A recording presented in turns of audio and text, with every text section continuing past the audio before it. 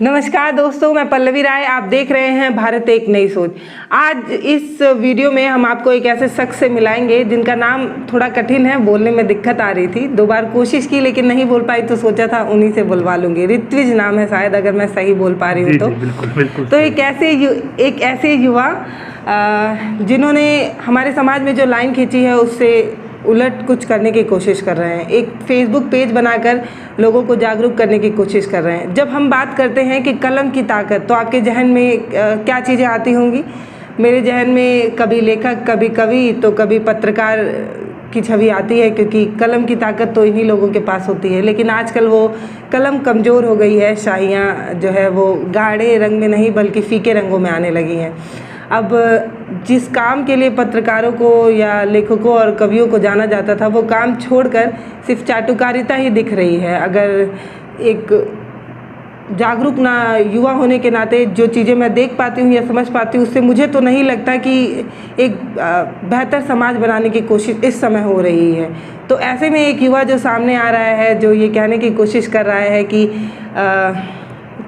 किसी किसी चीज़ों पर मुखर होने की ज़रूरत है। इसका मतलब ये मानते हैं कि बिहार में कुछ ऐसी चीज़ें हैं जिस पर हमारे जो पत्रकार हैं या हमारे जो कवि हैं या हमारे जो लेखक हैं, वो इन मुद्दों को छोड़ रहे हैं। तो आपका स्वागत है। मेरे कई सवाल हैं जो मैं आपसे पूछूंगी, लेकिन सबसे पहले मैं चाहूँगी कि आप एक छोटा परिचय दें।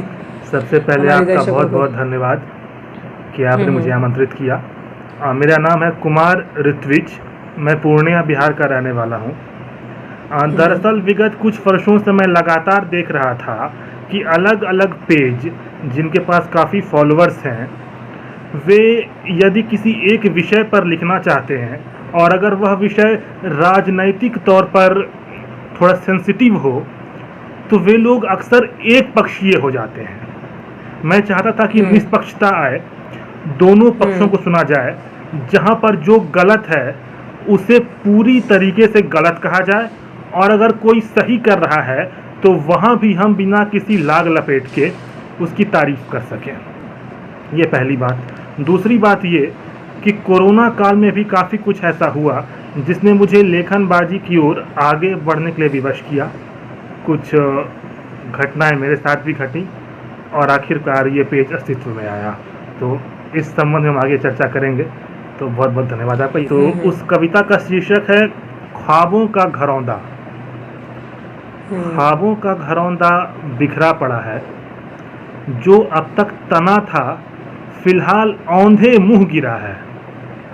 बेहद यकीन था मुझे तेरी जुबान पर, आज हकीकत की खुरदरी ज़मीन पर उसके पर भी कतर दिए गए। बहुत रुतबा था तेरा समूचे इलाके में, परिंदा भी बिना इजाज़त पर नहीं मारता था तेरे नाके में। यही सब देखकर मैं तुझ पर विश्वास कर बैठा, महानगर पहुंचने की आस में जला अपना शहर बैठा। आज पछता रहा हूं लेकिन आंसू सूख गए हैं। लफ्ज़ों के रूप में सिर्फ कसक बाहर आती है। खुद से नज़रें मिलाता हूं तो अंतरात्मा मेरी हालत पर मुस्कुराती है, फिर हौले से मेरा माथा सहलाती है। तुम मेरे आदर्श थे, लेकिन मुझे क्या पता था कि तुम्हारी ज़मीन खुद ही भीगी हुई है। तुम्हें हज़ारों कपड़े सिलने हैं, लेकिन तुम्हारे हाथ में टूटी सुई है। तुम्हारा लहू अनवरत बहता है और उससे नहाई हुई छोटी सी रुई है। तुम पर भरोसा करना अब भारी भूल जान पड़ता है। मैं तुम बनने की आस में खुद से बगावत कर बैठा, तेरे दिखावे की दुनिया में जिया और उसी पर मर बैठा। हे चंचल मन, अब तू मुझे माफ़ कर। सर्वशक्तिमान, मेरे अंधे यकीन का इंसाफ कर। बहुत बहुत धन्यवाद। तो ये मेरी रचना थी। बहुत बेहतरीन। तो अब दूसरी कविता जो है, इसके पीछे एक कहानी है जो शायद आप जानती हैं। हालांकि कहानी में बाद में कहूँगा, पहले कविता कह लेता हूँ। तो कविता कुछ यूँ है। तेरी निगाहों की रंजिश डुबोती है मेरे सीने में ख्वाहिश। जो तू मुझे जानती है तो मेरी बात सुन। अकेली तन्हा रातों में सजल आँखों से मेरे खिलाफ साजिशें मत बुन। मेरी बात सुन, मेरी बात सुन। तू मुझे गैर जिम्मेदार मानती है, तू मुझे गैर जिम्मेदार मानती है और कहती है कि तुझे मुझ पर विश्वास नहीं, पर ये नहीं जानती कि तुझ बिन मुझे ज़िंदगी से कोई आस नहीं। जिंदा हूँ पर जीता नहीं हूँ, क्योंकि तुम बिन आती मुझे सांस नहीं। अगर तू मुझे छोड़कर चली गई तो भटकता फिरूंगा बेजान लाश की तरह। काश नहीं, काश नहीं। रूह के हर हिस्से में तुझे बसा रखा है। कोई मेरी आंखों में झांके तो बोले कि वहाँ तेरा पिलाया नशा रखा है। बिखरे जिस्म को संभालने हेतु उसे तेरी यादों से कसा रखा है।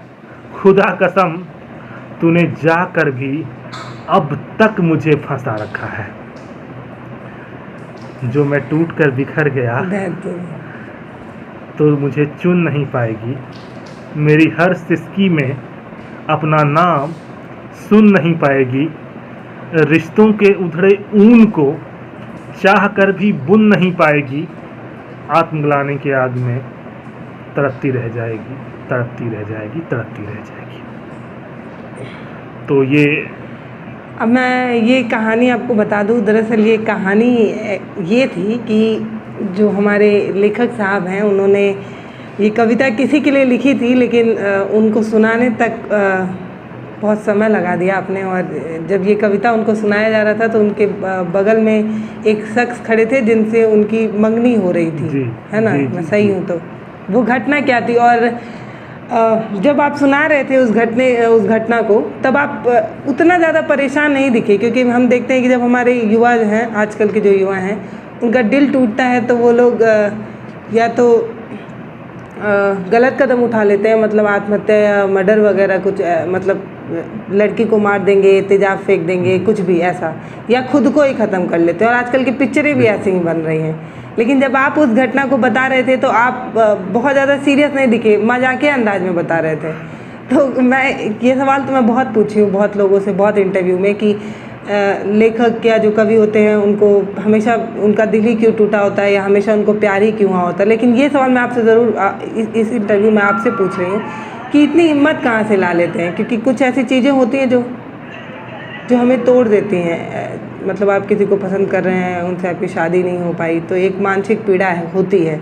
लेकिन आप जब इस घटना को बता रहे थे तो आप मुस्कुरा रहे थे, ऐसा क्यों? दरअसल उस समय मैं 12वीं कक्षा का छात्र था और नया नया भाषा का चस्का लगा था। तो मैंने कहा कि यदि आप किसी से दिल की बात कहना चाहते हैं तो कुछ ऐसा ठोस आपके पास होना चाहिए कि वह आपकी प्रतिभा की कद्र कर सके। तो इसलिए मैंने किसी भाषण प्रतियोगिता में, जिला वगैरह में, फिर राज्य में, फिर राष्ट्रीय स्तर पर थोड़ा बहुत नाम किया। और जब जीत कर लौटा तो मैंने जीते हुए पैसे से उस समय एक छोटा सा फ़ोन भी लिया था। तो मुझे लगा कि सर्टिफिकेट है, फ़ोन है, और अब मैं केवल छात्र नहीं रहा, मेरी कुछ उपलब्धि भी है निजी तौर पर।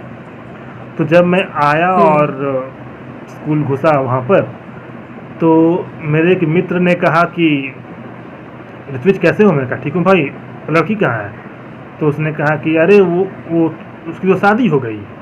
क्योंकि भाई हम सप्ताह भर पहले सब कुछ देख के गए, सब कुछ ठीक था, शादी हो गई? तो नहीं, शादी नहीं, मतलब सगाई हुई है। तो मैंने कहा कि शादी मतलब फुल स्टॉप, सगाई मतलब थोड़ा बहुत चांस है, अवसर है, मतलब कॉमा जी, कॉमा, हाँ, मतलब एक सेंटेंस का कॉमा है वो, आगे भी कुछ बचा तो हुआ है। मैंने एकदम हिम्मत बटोर कि आज बात कर ही लेते हैं। आगे बढ़ा तो सामने से एक हट्टे शख्स, थोड़े मोटे करके ही थे, उन्होंने एकदम भारी भरकम चश्मा लगाया हुआ था। तो सामने से लड़की आती है और कहती है कि ऋत्विज मीठी, मतलब अच्छा रुको, तुम बाद में, पहले आपको इससे मिलवाती हूँ। ये जानते हैं बहुत अच्छा लिखता है, बहुत अच्छा बोलता है, मतलब क्लास का हीरो कह सकते हैं इसको आप। मैंने देखा, मैंने कहा अच्छा ये, अरे ये मेरे फियोंसे, इनसे मेरी शादी होगी कभी आगे चलकर। मैंने कहा अच्छा, अच्छी बात है। तो एकदम मैं शून्य हो गया, चुपचाप खड़ा रहा। तो फिर वो कहती है कि वो जो कविता तुमने लिखी थी, पता नहीं किसके लिए, तुमने बताया नहीं किसके लिए लिखी थी, तो वो मैं सुनना चाहती हूँ। मैंने कहा अच्छी बात है, सुना दी जाए। तो एकदम चेहरा उतरा हुआ, कोई भाव नहीं। मेरे कुछ मित्र पीछे खड़े जिन्हें सारी बातें पता थी कि वो किस लिए कविता लिखी गई थी। उनको मजा आ रहा होगा, लेकिन उनको मजा आ रहा होगा, लेकिन ठहाका गूंज रहा है सबका। और मैं एकदम दर्द में डूबा हुआ, तेरी निगाहों की रंजिश। अच्छा, अब ये कि मैं मोहतरमा की ओर मुखातिब ना होकर उनके होने वाले पतिदेव की ओर मुखातिब हूँ, और मैं उनकी आंखों में देखकर कह रहा हूँ कि तेरी निगाहों की रंजिश। तो अच्छा, आपको आप मतलब ये समझ रहे थे कि अगर आप जो वो हैं उनके सामने आँख से आँख मिला के नहीं बात कर पाएंगे, आपको ऐसा लग रहा होगा? मैं उनसे आंखें नहीं मिला पा रहा था, होता है, और मुझे बहुत ख़राब लग रहा था। फिर मैं ये भी नहीं चाह रहा था कि मेरी वजह से उनकी ज़िंदगी में कुछ हो जाए। कि अब उनके माता अपना रिश्ता तय किया होगा, और लड़का वेल एस्टेब्लिश था, शायद वो व्यवसायी हैं कोलकाता में।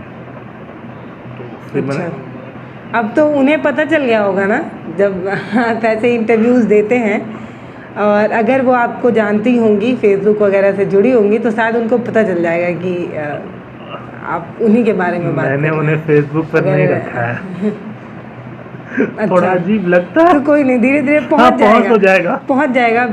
अब इंटरव्यूज़ जो हैं यूट्यूब पे पढ़ रहे हैं, तो सोशल मीडिया में धीरे धीरे बातें फैलेंगी, और अगर वो आपको जानती होंगी तो मेरे मित्र वगैरह काफ़ी तेज हैं इस मामले में, तुरंत भेज देंगे।